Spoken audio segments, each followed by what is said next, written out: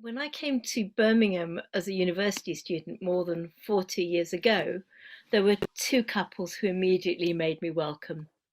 One was Ruth and Heinz Shire, who knew me because I'd met Miriam and Michael through what was then Alpsnick, now of course LJY. And the second couple were Harold and Elise Stone, Aaron's grandparents. So there's a link immediately between Aaron and Ruth for me in my mind.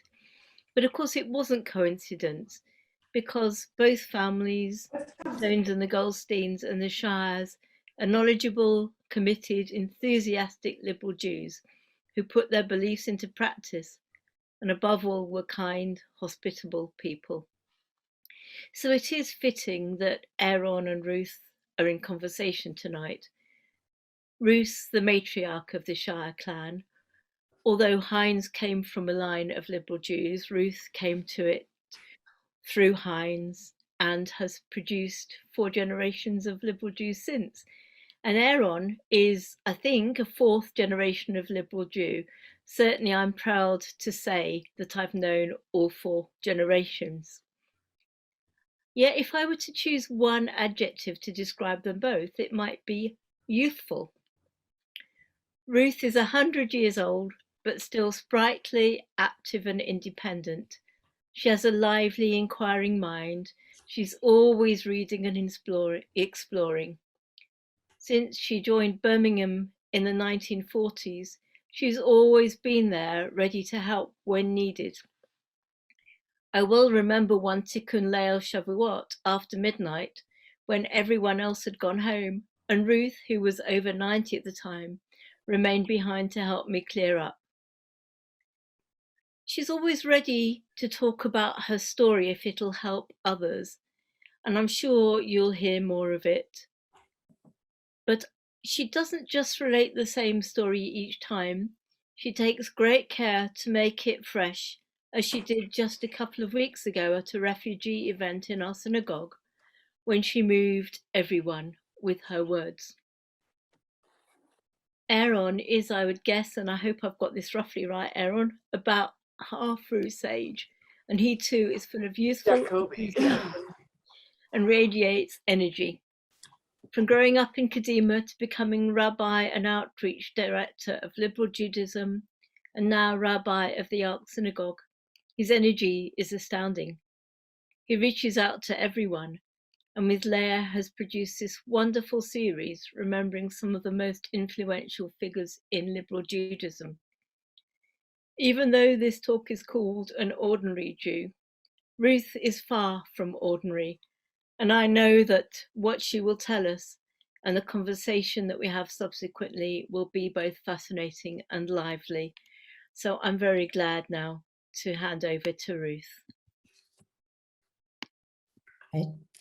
So let me start my story from 1937, even though I was born in 1921. I arrived in England as a 15-year-old refugee.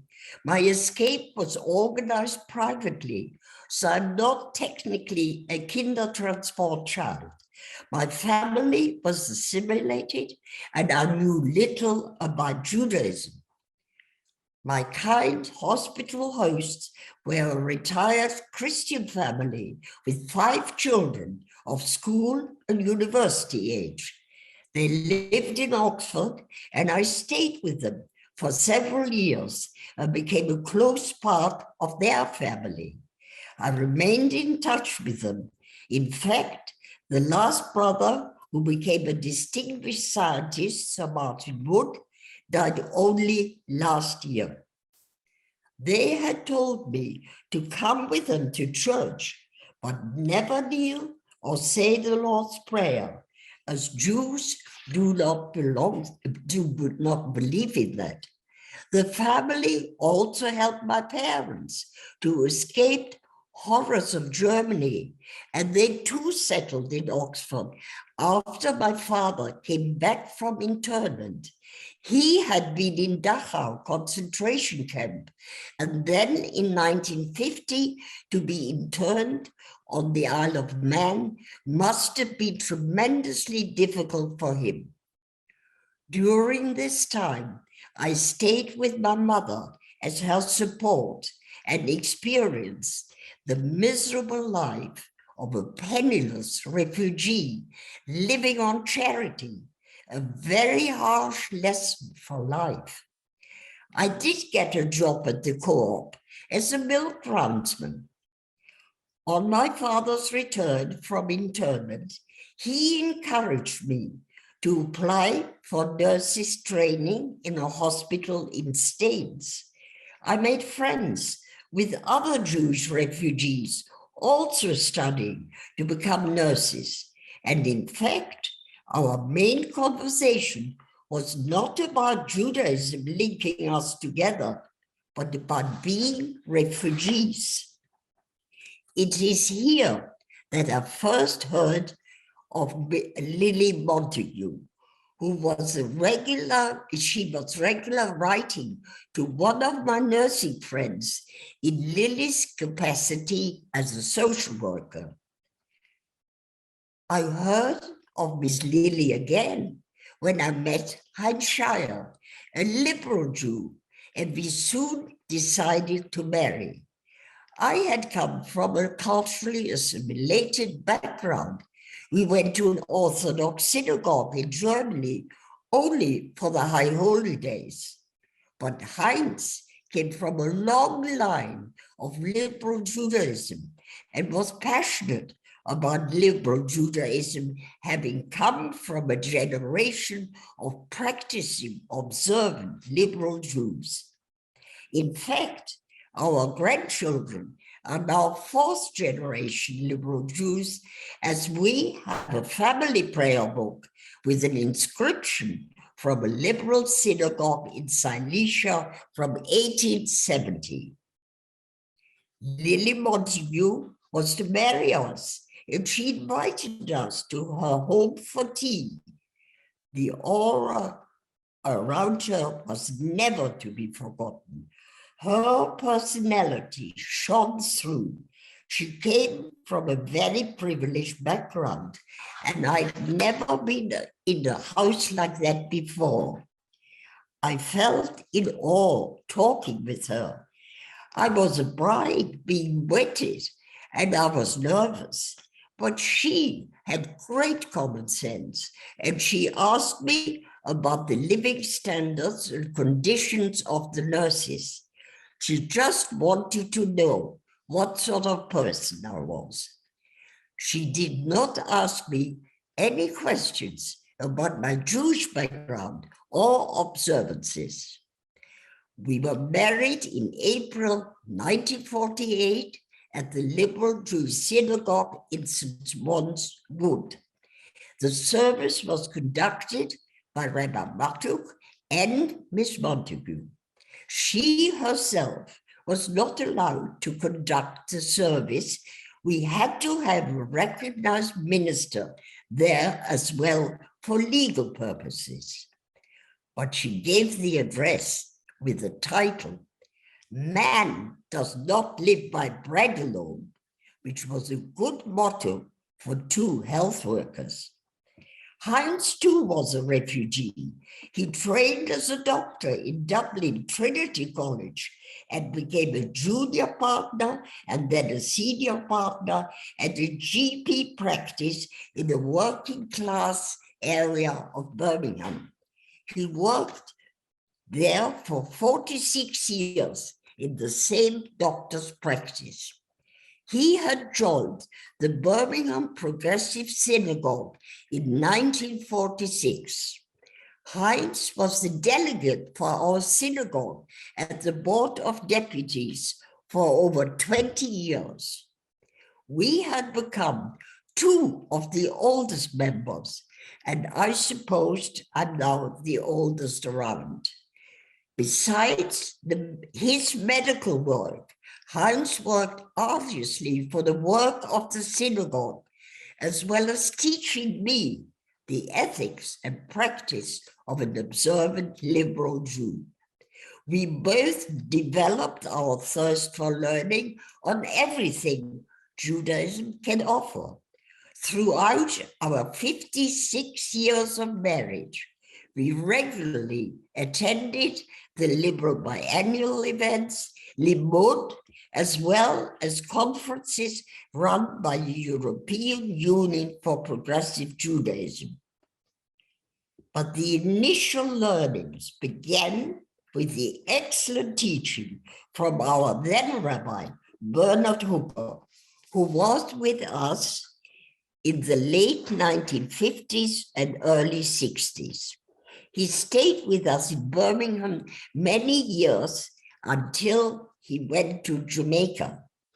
In the early days, Rabbi Bernard Hooker did not approve of bar mitzvahs at 13 years old. He felt that children were too young to really understand the complex nature and thoughts of the Torah. This was in common with other liberal rabbis at the time. Rabbi Hooker organized groups of 16-year-olds learning together more advanced text, who then had a confirmation ceremony as a group. After he left Birmingham Synagogue, the families and children wanted to introduce bar and bar mitzvahs. In the beginning, the original liberal services I attended were influenced by the Church of England's decorum. In reaction to the informal disorder of some of the Orthodox services, we had an organ. Our services were mainly in English. I know it was the view of the 3 M's. As people were deficient in their knowledge of Hebrew, it was far more important to understand and know what the prayers were saying. Over the years, with several changes of the prayer books, we now have a much better balance, considering as well as many of our members are now proficient in Hebrew. Birmingham Progressive Synagogue had an array of retired and young rabbis who all contributed in their way to our knowledge. They led and celebrated with us the Jewish cycle of the year. We were a small congregation and felt vulnerable because of the disapproval of the 2 more Orthodox synagogues in Birmingham. They did not like what we did, but they also feared we were splitting the already minority community. However, due to the members of all 3 synagogues eventually who had made friendships, the whole community became stronger, and eventually we could contribute a great deal to the support of Israel. And now we really count as equals, just with a different outlook and practices, especially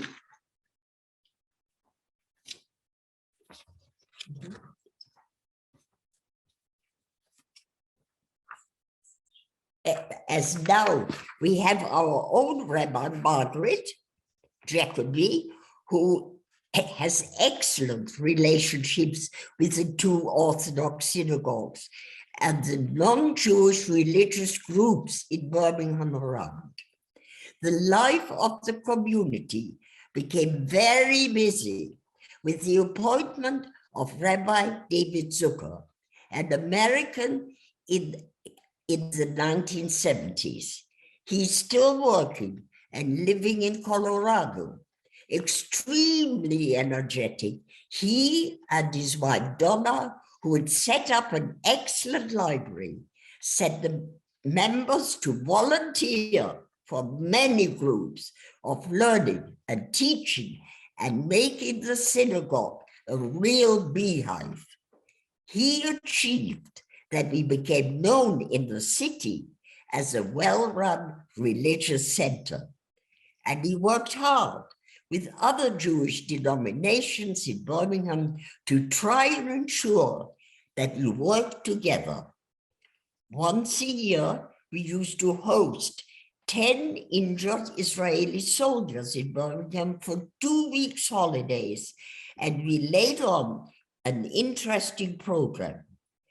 This too was a project in which the whole community worked harmoniously together. I remember that we even paid for a horse owned by one of our members to be flown to Israel to help their injured children. We started the original book week to be transferred to London later. We had a well-run welfare group, a book group, a people-to-people interfaith week. This brought other religions to our services, and we were invited back. One of the highlights was a visit by David Patterson, traveling from Yarnton near Oxford, to give us a long lecture course on Sephardic Jewry, Polish Jewry, and then American Jewish writers. Heinz and I became involved in interfaith work. We felt this was a vital part of improving relationships with other religions. We took not only our children, but our grandchildren to the local churches, mosques, and Sikh temples. We wanted our children to know how important it is that we live in a multicultural society. As my family grew with 3 children, David, Michael, and Miriam, we wanted to bring them up and provide them with a home that would offer them the chance to grow into balanced, mature people and carry on the religious life of liberal Jewish people with a strong identity. The liberal movement has been a wonderful teacher by offering our children and grandchildren the opportunity to meet other Jewish friends and learning with positive teaching and having fun in the midst of it all. The annual summer Kadima was a highlight where they made friends for life.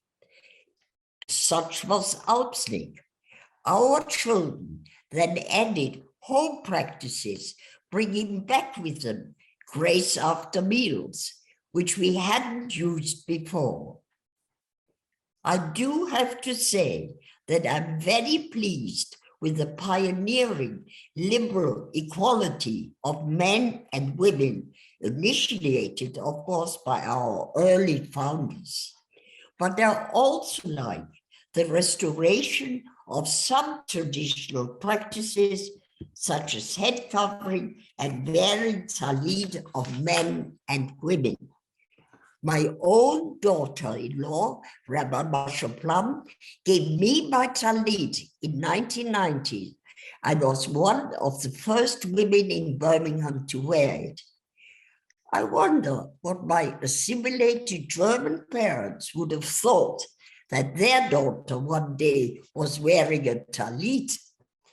The Shire family was never shy of adapting and producing our own family religious rituals, held at home for all our simchas, baby naming, blessings of the children on a Friday night, weaving in Jewish texts and Hebrew blessings, bringing the joy that Judaism offers.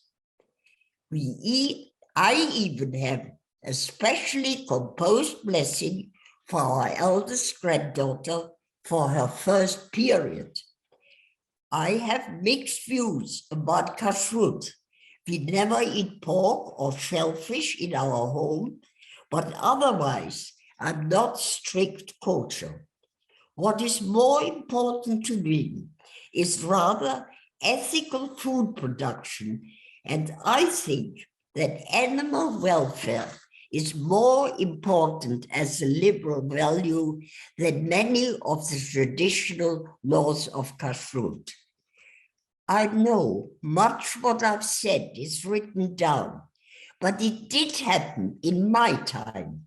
I witnessed a lot of changes, even though I'm just an ordinary liberal Jew. I'd like to think I too have made a small contribution.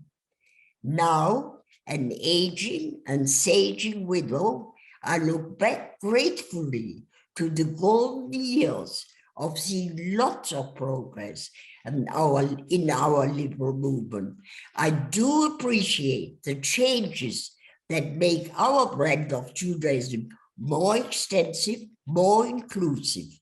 I also welcome that we have now reintroduced the emphasis on the spiritual, with our founders did not seem to value so much, as well as the continuous look at modern education, so we can hand on to the next generation a richer heritage. We must be mindful of our recent past, where we sustained the catastrophic loss of a third of our people in the Shoah. And we must count in the establishment of the State of Israel that together we can build up a society of Jewish people of whom the future can say, and it was good.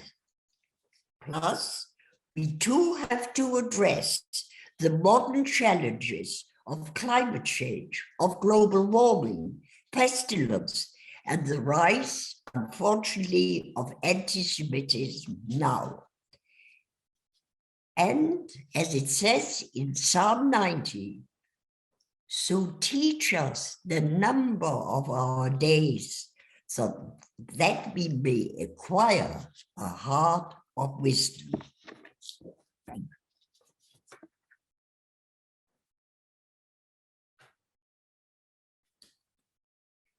Thank you, Ruth. That was really inspiring, and I think you've made more than a small contribution and helped many of us to develop. I want to quote in the chat from Rabbi Dr. David Zucker, who you mentioned. He says, Rusha, an extraordinary Jew, what a blessing she is in our lives. And Aaron was going to ask you these questions, but I'm asking on his behalf. He says, you clearly have a high regard for rabbis, as exemplified in your talk in the way you speak of Rabbi Dr. David Zucker, who we are honored to have here today. And of course, you have rabbis in your own family. What have you seen of the relationship between lay and professional leaders in liberal Judaism? Yes, I find that very, very interesting. All rabbis and all teachers are so important in our age with so much technology. And we must stress and emphasize that the humane values of people must be strengthened and must be there. And they must decide whether all these new innovations are going to be good for people, and they must have a balanced view of life and not just go ahead and make another machine, but find out, is it sensible and is it possible? Thank you. Ruth, you also mentioned never being shy of adapting and producing our own family religious rituals. So do you have any favorite rituals that you'd like to share? Well, when we bless the children on a Friday night with a friend and so on, we always mention the grandparents and maybe somebody they know we particularly treasure, to remember that day. And in this way, the children have grown up. We've known quite a few family members who unfortunately were murdered but at least they're living in my mind and then hopefully in the mind of the children. It's a really beautiful way of remembering. The third question that Aaron sent is that you attended many LJ biennials. Were there any highlights? Well, we went to Paris. I don't remember which year. And we went to the town hall and in Paris.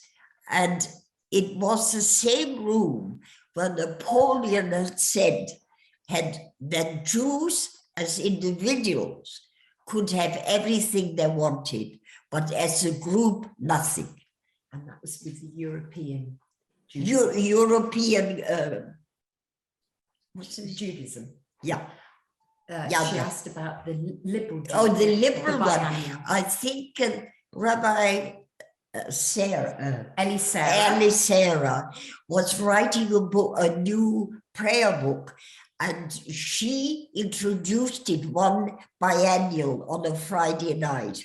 And not only did she talk in her book about new translation, she showed us some pictures of animals and said that we must remember the whole nature, not only human beings, but there are animals and plants and many other things. We now learn that we all literally come from each other, because when you break it down and go into gases and rocks and so on, it's all part of us as well. We are certainly a unique race. We are, aren't we? Thank you, Ruth. I think that's such an example of how you continue to learn each, and learn from everybody. The famous saying in the Mishnah, who is wise? A person who learns from everyone. And you've so much shown us your wisdom in so many different ways. We have got a couple more minutes before we turn to our next speaker. Ruth, I wonder if you'd mind if I asked you, well, two things I want to ask. One, you've already mentioned European Judaism, and the other is your interfaith work, which I know of in Birmingham, because I know how much you're respected right through the wider faith community. So I don't know if you want to say a little bit about either of those. I belong to two groups, really. One is a private lady, a husband and wife teachers, who somehow are in touch with all the foreign people who work in Birmingham. And she invites them to her house and gets a speaker. And obviously she has all the religions there, and she always likes having Jewish there and saying Jewish prayer. I used to go with Helga and Marjorie, but unfortunately they all died, and I'm the only one now. But I'm glad to think so, by all the people as a Jewish person. And I usually try and find a nice blessing or prayer that would suit them. The other one is the U3A, the University of the Third Age. I have classes in my house. I mean, not over COVID, of course. And they come and we discuss certain things. And I'm sad to say, one lady said in my house, when we talked about the water carrier in Israel, what a good thing it was in a dry land like Israel, she said, yes, and the Jews stole all the water from the Mount Hermon, where it comes from.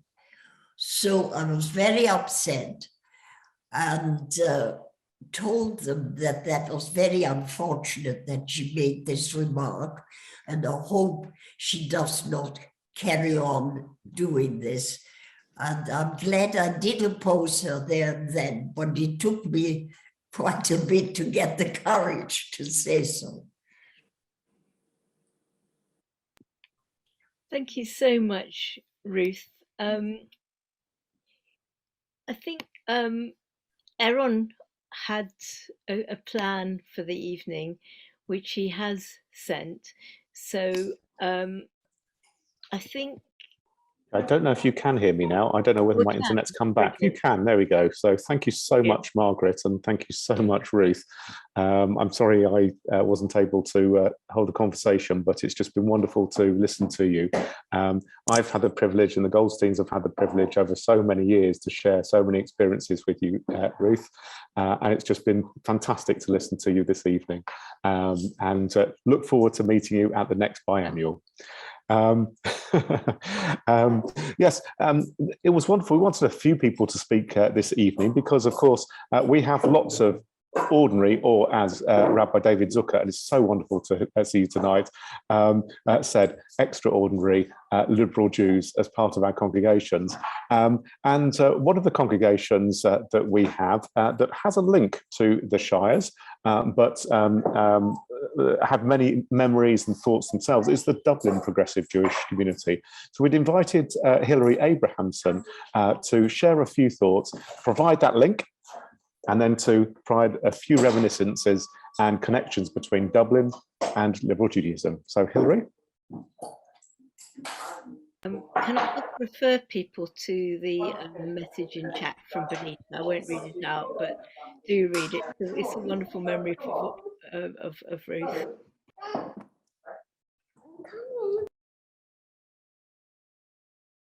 So, Hilary, you should be able to take your mute button off and be able to speak with us, and we can highlight you as well. Where's Hilary? Hilary's just had her. Here she is. There she is. Okay. I'm so sorry. No problem. Lovely to see you this evening. I hope you're less windy than in Devon. Well, maybe. I'm not sure. In Dublin, a group of like-minded people got together in 1945. Larry Elgin was the instigator, and Bethel Solomons, and Ernst Shire was also there.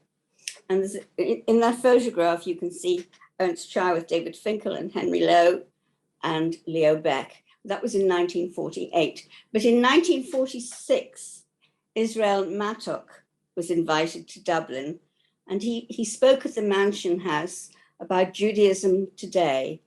And that was on the 13th of January.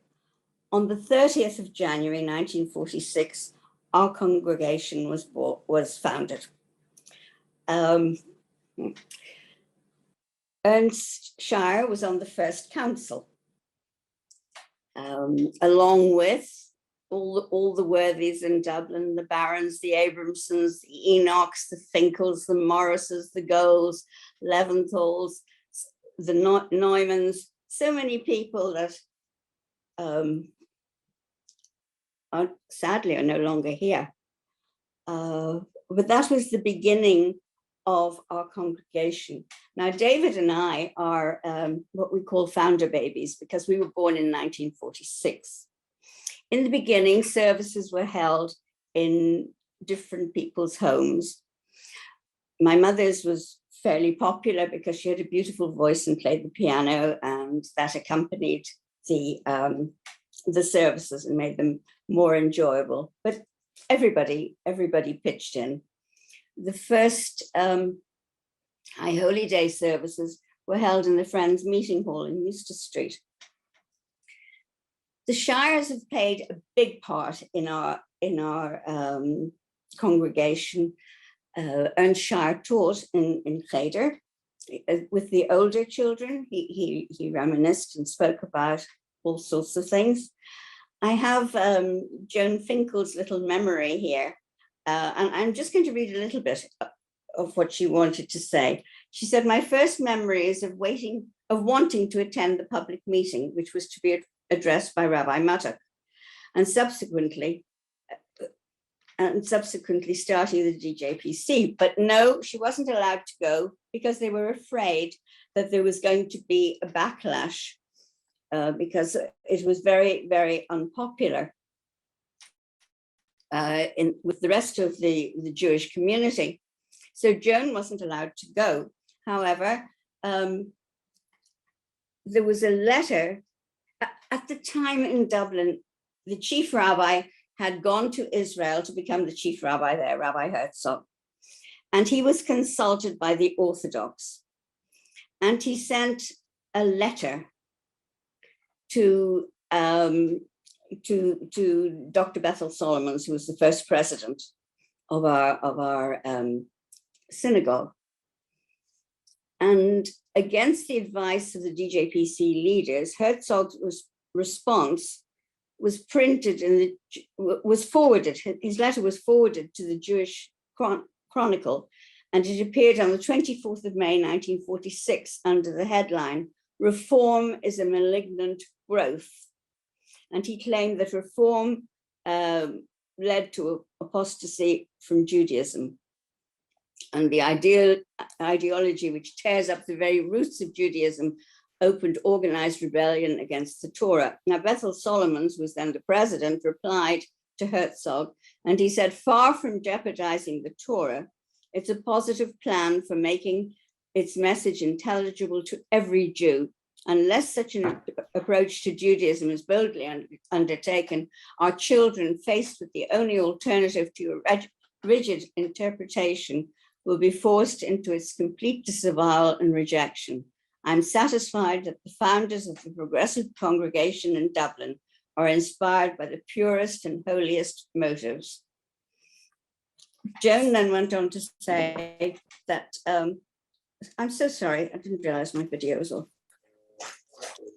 Joan then went on to say there was so much to do that the congregation purchased the building in Leicester Avenue. It was called Larkvale, and it was amazing.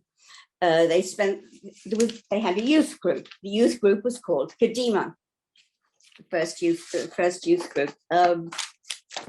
Joan and my Aunt Beulah and lots of others took part in that, and it was very lively. And they used to go Christmas carol singing, but they would sing Hebrew prayers and get people would say, "I never heard such beautiful carols before." In 1948, Dr. Leo Beck came to Ireland, and he spoke at a large meeting in the Mansion House, and various other people spoke at the same time, very important people. I'm sorry, I'm getting all het up here. You're doing brilliantly, Hilary. Absolutely fantastic. I'm not. No, I just wanted to say that I have great memories of the Shire. Ernst Shire, I remember as a small child. I do remember him. And I also remember that when we had the synagogue upstairs in that house in Larkvale, Joe Crystal used to lead me up to sing the Shema in front of that little ark. And then in 1951, 52, we got our own plans to build the big synagogue that we now have. And I remember walking with Cheder, I must have been about 4, going around, and we were all carrying flags, and we walked around the outline or the print of what the synagogue would look like. Do you remember? We walked around and waving flags. It was like Simchat Torah. It was wonderful. And of course, we then had the benefit of Michael Shire coming to Dublin, which encouraged Ruth and Heinz and Miriam to come. And they came for several years to our services. And it was always such a pleasure. Joan Finkel went to Donegal, and Joan Finkel went to Donegal and met Lily Montague there. And she said they had great fun shelling peas together. Joan was only about 14 or 15 at the time. We've had so many things. We've had visits from so many wonderful rabbis. over the years. I think almost anybody who's been anybody has been to Dublin. We consider ourselves to be really important. We had John Rayner, Sidney Brichto, Herbert Richer. He used to run a holiday school. I can't remember what it was called, but David and Leonard used to go to that one. The Hellners came. Of course, David Goldberg. Who can forget David Goldberg? We had a cheder. And David Goldberg had a tiny little Fiat car. And I think he would squeeze in about 12 children to bring them to the cheder. It was amazing. You know, he always had a crowd at cheder because he collected so many of them. Of course, we've had the Goldsteins, and we had a wonderful trip to Brandeis naar de Laben with Andrew, which was fantastic, memorable. Hilary, I think I'm going to stop you there because I know that we've got another speaker as well. But I just wanted to say, firstly, it's just wonderful to hear just how many connections and just how many memories you have, which is utterly remarkable. You've got one more, haven't you? You want to say? Well, I've got a couple more, actually. I know, I'm sure you do. We are in our house, we're a fourth generation bat mitzvah. I had a bat mitzvah, my daughter Tally, then Mummy had one at 82, and then my granddaughter came from Israel. So we were 4 bat mitzvahs. Your father conducted the first triple bar mitzvah in our shul, when 3 boys were born, 3 first cousins were born in the 1 week, and they came from Israel, from Dublin, and from the Orthodox synagogue in Dublin. And I've done a lot of interfaith work as well. But there are so many things. There is so many things, Hilary. I spoke too long. I apologize. You didn't at all. You're bang on time. Also, I just wanted to say, and you gave me the perfect cue for that as well, just how redoubtable the women of DJ PC have been as well. When I had the privilege of coming, I certainly was told exactly what I needed to do and what maybe I shouldn't do as well. I did break it a few times as well, but I had always wonderful times, and it was just amazing. We hope to see you at an LJ biennial soon as well, and for us all to be together and for us to be able to get over to Dublin. What a wonderful connections. You mentioned so many names and so many experiences, Hilary, that I know we're going to want to pick up the phone and follow up with as well. So thank you so much indeed. Thank you. And my apologies for cutting you short on this occasion, but hopefully, again, you'll speak more, as will everybody. We'll have many more opportunities this year to be able to provide moments for us to be able to share our memories. And I want to now move back to, I would say round the corner to Northwood, but I'm not round the corner right now, to Bob and Anne Kirk. Anne was due to be speaking this evening, but I think that Bob might be speaking her words. I asked them Anne to share a few memories about her connections as an ordinary, but as Rabbi David Zucker said, extraordinary as we think of her, liberal Jew. In particular, her connections with liturgy, because I think she had some very special ones. So over to the Kirks. Thank you, Aaron. Yes, I'm sorry, Anne is terribly well, so she's deputed me to read her contribution. Could I just start by saying that it was wonderful to hear Ruth. We have known the Shires for possibly longer than we care to think. We first met Ruth and Heinz at an LJ biennial, where else? And we've thought about them often ever since. Now, I'm now switching to Anne. That's me. Of making many books, there's no end, and much studying is wearing of the flesh. So says Kohelet. I can certainly agree with the first part of that. I spent practically the whole of my working life making books, editing, and preparing for printing.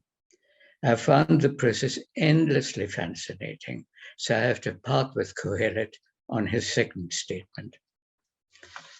My first contact with liberal Jewish literature was through Rabbi Dr. Mattock's Liberal Jewish Prayer Books, Volume 1, Weekday and Shabbat, 1926 and 1937, Volume 2, High Holidays, 1923, oddly enough, Volume 3, Pilgrim Festivals, also 1926. The next generation of liberatory prayer books, Selves of the Heart, in 1967, and Gate of Repentance in 1973, were compiled and edited by Rabbis John Rayner and Chaim Stern. The world had changed since Dr. Mattock wrote his books decades earlier, and a new language of prayer was needed. No more these and thous, a little more user-friendly, and there was a lot of new material. The technical production was handled by Peggy Lang, the organizing secretary of the LJS. We didn't have executive directors in those days, and publications editor of what was then ULPS.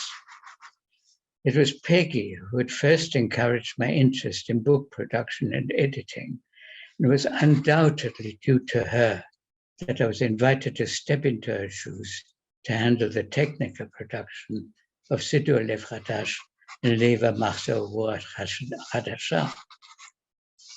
A great deal of preparatory work had been done on the Siddur by the time I was brought into the process, but 1991. I think talks probably started between 1983 and 84. An experimental edition was used throughout the Union and much debated, a fascinating process. It was a real privilege to be able to sit on rabbinic discussions on complicated linguistic questions, both Hebrew and English. The language was updated again, this time degendered, at least in English. The question of Hebrew was deferred, according to the editors, to the next generation of prayer books. There were no spreadsheets then, but Rabbi Rayner came pretty close with his preparatory papers, in which he listed origins and alternatives for proposed pairs. Huge A3 sheets, quite daunting, but he knew exactly what he wanted. And of course, there were editorial committee sessions as well as those of the lay advisory panel, made up of delegates of many congregations, another way of finding one's way around what was then ULPS. For Siddur Lev Chadash, the production method was still quite traditional.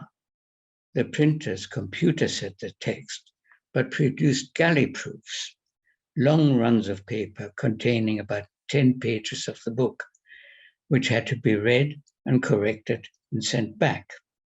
That process could be repeated several times.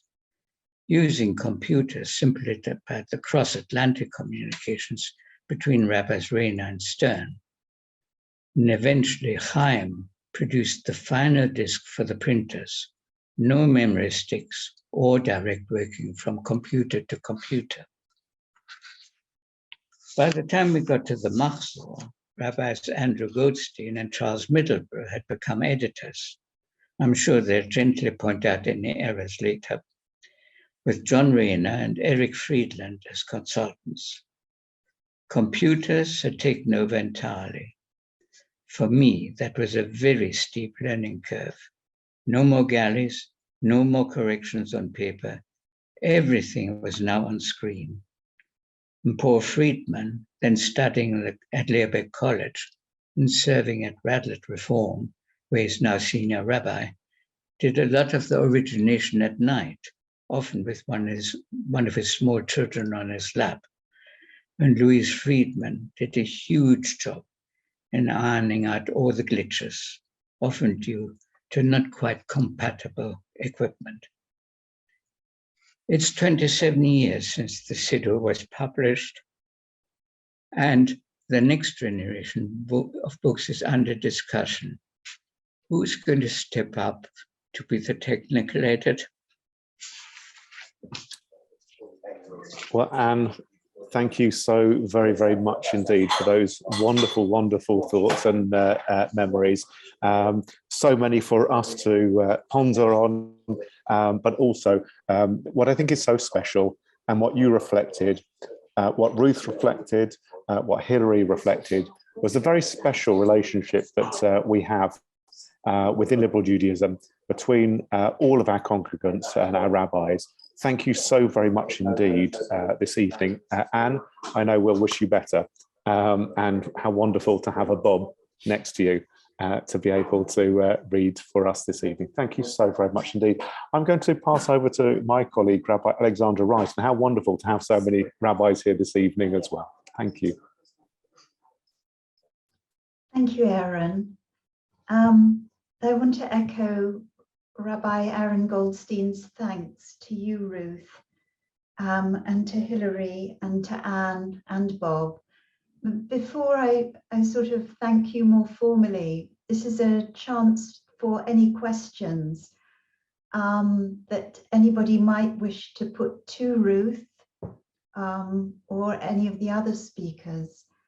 And if I could just pick up a couple of things in the chat while you're thinking of your questions. There's not very much time for that, but it would be lovely to hear from you if you do have any questions. I was very struck by Benita Wishart's comment and remembrance, Ruth, that when Birmingham Council accepted the first 50 Syrian refugees, you you addressed yourself to the group where there was a small baby, I believe, and said, from one of the oldest refugees in the city to the youngest, I hope Birmingham is as good to you as it has been to me. And that is extraordinarily moving, I think, to hear your gratitude in a way. And I particularly remember sitting in the car, had to turn the engine off, listening to you and Miriam on Radio 4's The Listening Project, with tears streaming down my face, I have to say. And I'm sure that if you haven't heard it, this audience will be able to find it. So Owen Power asks you, Ruth, if I can pick that question up to you now. What social action campaign today would you like to see liberal Judaism supporting? So which social action campaign today would you like to see us as liberal Jews support?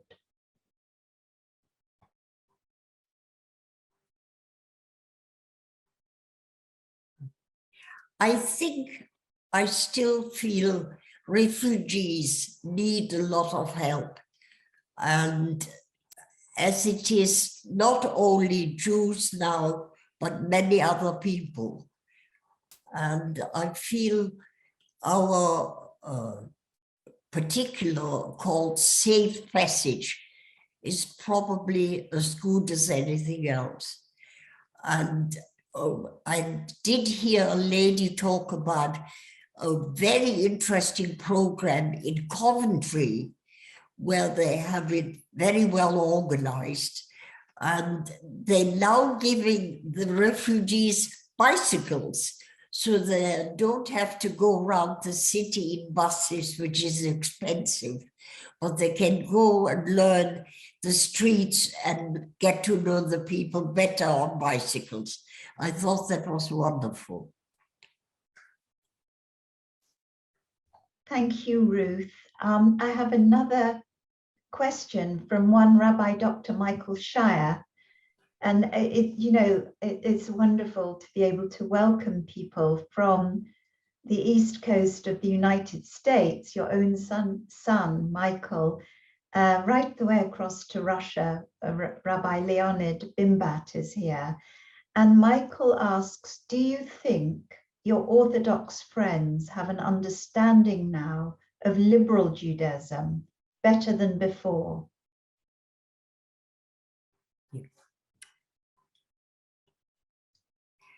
Well, lately I've had I have been talking to quite schools, and lately I felt that we must really look at our talks, because I feel they haven't done as well as we hoped they would, because anti-Semitism has grown up again. And I feel we really didn't get to the kernel of it. And I would like to see some really people who know about language and about something that works, look at it and see if we can do any better. Sometimes it's good to stop it in the beginning, but it's somehow, if it's there, is it better to come out and you can address it? It's a big problem. I'm wondering how to cope with that.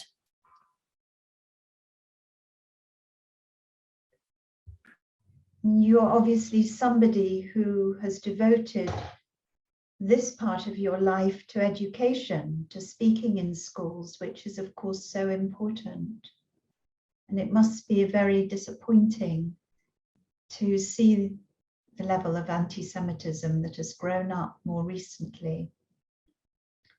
If there are any other questions, do please put them in the chat. I can pick them up.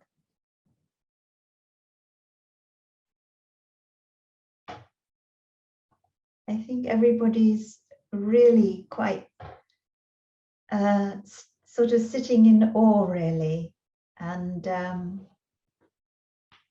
I see there's a comment from David Abramson, who said, in answer to Michael's question, in Dublin it took just over 70 years, but finally the Dublin Jewish community and all our members were accepted by the Jewish Representative Council of Ireland. So I think there probably is a greater acceptance from the days when,